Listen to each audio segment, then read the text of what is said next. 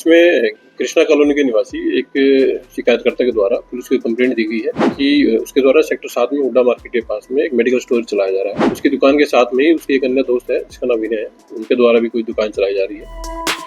हरियाणा के medical store पर हमला करने वाले आरोपियों में से 2 आरोपियों को न्यू कॉलोनी थाना पुलिस ने 24 घंटे से भी कम समय में काबू कर लिया है।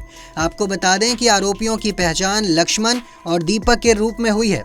ये दोनों फिलहाल सुभाष नगर में रह रहे थे और नशा करने के आदी हैं। प्रारंभिक पूछताछ में सामने आया है कि ये लोग नशा करने के लिए सेक्टर 7 में गए थे।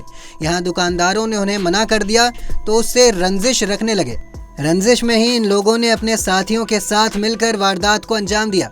आइए सुनते हैं इसको लेकर और क्या कुछ जानकारी सामने आई है। इसमें कृष्णा कॉलोनी के निवासी एक शिकायतकर्ता के द्वारा पुलिस को कंप्लेंट दी गई है कि उसके द्वारा सेक्टर 7 में हुड्डा मार्केट के पास में एक मेडिकल स्टोर चलाया जा रहा है।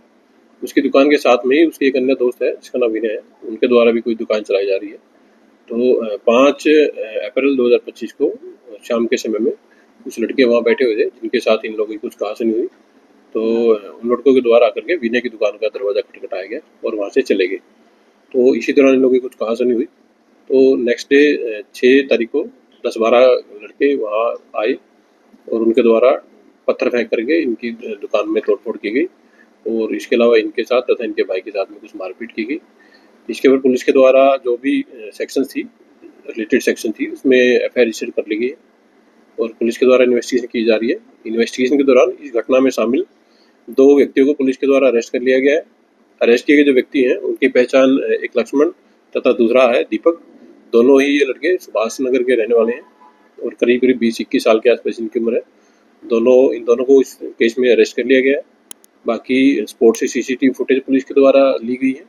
जिस व्यक्ति की इस केस में संलिप्तता सामने आएगी पुलिस उन सबको गिरफ्तार करके नियमानुसार कार्रवाई करेगी। कारण क्या बताया सर?